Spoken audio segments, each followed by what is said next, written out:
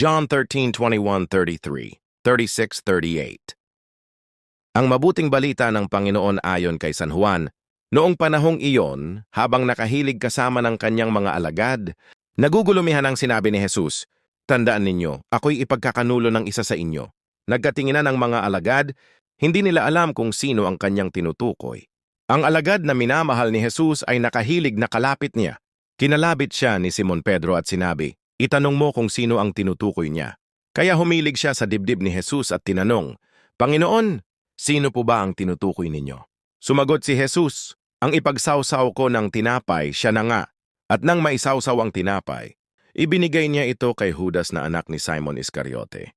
Nang matanggap na ni Judas ang tinapay, si Satanas ay pumasok sa kanya. Sinabi ni Jesus, "Gawin mo na ang gagawin mo." Ngunit isa man sa mga kasalo niya ay walang nakaalam kung bakit niya sinabi ito, sapagkat si Judas ang nag-iingat ng kanilang salapi. Inakala nilang pinabibili siya ni Jesus ng kakailanganin sa pista o kaya ay pinapaglilimos sa mga dukha. Nang makain na ni Judas ang tinapay, siya'y umalis. Gabi na noon.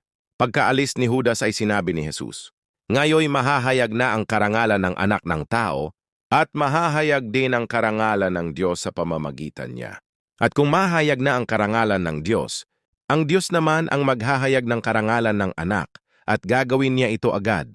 Mga anak, kaunting panahon na lamang ninyo akong makakasama. Hahanapin ninyo ako. Ngunit sinasabi ko sa inyo ngayon ang sinabi ko sa mga Hudyo, hindi kayo makapupunta sa paroroonan ko. Saan po kayo pupunta, Panginoon?"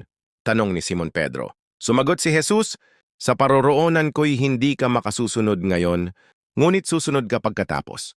"Bakit po hindi ako makasusunod sa inyo ngayon?" Tanong ni Pedro. "Buhay ko may ialay ko dahil sa inyo." Sumagot si Jesus, "Lalay mo ang iyong buhay dahil sa akin. Tandaan mo, bago tumilaok ang manok, makaitlom mo akong itatatwa." Ang mabuting balita ng Panginoon.